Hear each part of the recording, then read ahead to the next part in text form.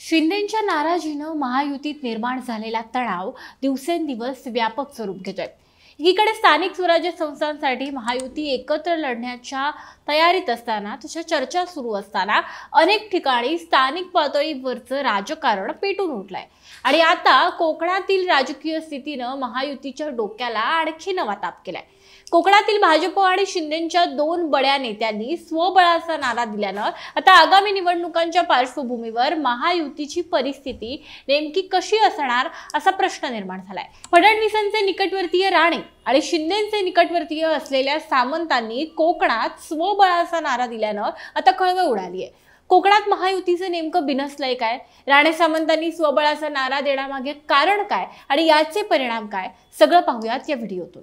नमस्कार, मी गौरी आणि तुम्ही पाहत आहात प्राइम टाइम महाराष्ट्र। सुरुवातीला एक महत्त्वाची आठवण, तुम्ही जर अजूनही आमचं चॅनल सबस्क्राइब केलं नसेल तर ते जरूर करा।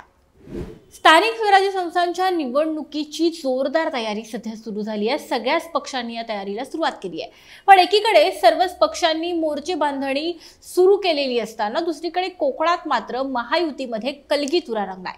सिंधुदुर्ग आणि रत्नागिरी या प्रमुख जिल्ह्यांमध्ये भाजप आणि शिवसेना आमने सामने आली असून आगामी निवडणुकांच्या तोंडावर महायुतीवरच प्रश्नचिन्ह उभी राहील अशा पद्धतीची स्थिती निर्माण झाली आहे। रत्नागिरी सिंधुदुर्ग जिल्ह्यामध्ये केवळ स्थानिक नेतेच नव्हे तर इथल्या दोन्ही पालकमंत्र्यांनी देखील स्वतंत्र लढण्याच्या घोषणा केलेल्या आहेत आणि या घोषणांमुळे जिल्ह्यातील राजकारण अर्थातच ढवळून निघालंय।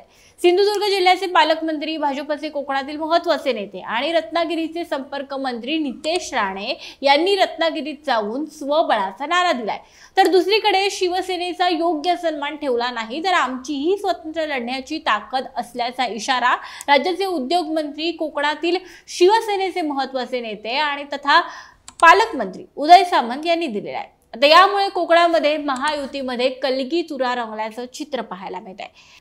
पण आता प्रश्न असा आहे की या संघर्षाला किंवा या वादाला नेमकी सुरुवात कशी झाली? तर कोकणामध्ये सुरुवातीपासूनच भाजप आणि शिंदेंच्या शिवसेनेमध्ये काही ना काही प्रमाणामध्ये वाद होते, पण शिंदेंच्या गोगावलेंनी हा वाद आणखी पेटवला। भरत गोगावलेंनी नारायण राणेंवर जेल, भांडणं आणि हत्या या संदर्भातील जे काही गंभीर स्वरूपाचे आरोप केले त्यामुळे अर्थातच राणे तापले आणि कोकणामध्ये कसं आपलंच वर्चस्व अधिक आहे हे सांगण्यासाठी आता राणे पेटून उठले। म्हणूनच कुठेतरी हे सिद्ध करण्यासाठी आता राणेंनी किंवा नितेश राणे यांनी ही स्वबळाची घोषणा केलेली दिसते आणि त्यानंतर मग शिंदेंच्या उदय सामंत यांनी सुद्धा मानापमानाचा मुद्दा काढत स्वबळाची भाषा केलेली दिसते। पण या सगळ्या वर्चस्वाच्या लढाईमध्ये आता महायुतीच्या डोक्याला ताप होणार आहे का? आणि त्याचं कारण असं आहे की हा मुद्दा आता स्थानिक स्वराज्य संस्थांपुरता मर्यादित राहिलेला नाही आहे। रत्नागिरीमध्ये आगामी स्थानिक स्वराज्य संस्थांच्या निवडणुकांसोबतच 4 वर्षांनंतर होणाऱ्या विधानसभेसाठी सुद्धा आत्ताच दावेदार तयार झाले आहेत। तशा घोषणा सुद्धा दोन्ही पक्षांकडून होत आहेत आणि खरं तर हे थोडंसं कठीण आहे। खरं पाहायला गेलं तर वेगळा लढण्याचा जो काही विषय आहे तो काही फारसा वाईट नाही आहे।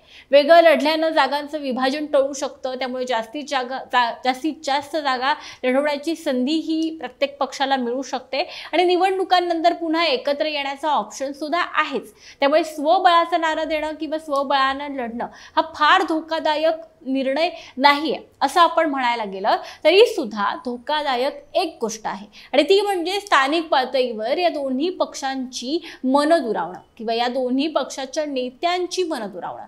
निश्चितच त्याचा या निवडणुकीमध्ये महायुतीला फटका बसू शकतो।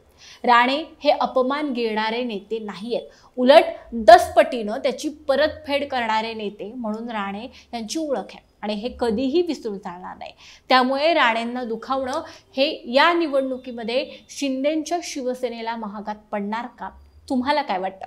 आधी शिंदेंची शिवसेना ही अनेक गोष्टींमुळे अडचणीत कचाट्यात सापडलेली आहे। अशा वेळी आता राणेंना डिवचणं कोकणामध्ये शिंदेंच्या शिवसेनेला परवडणारं आहे का?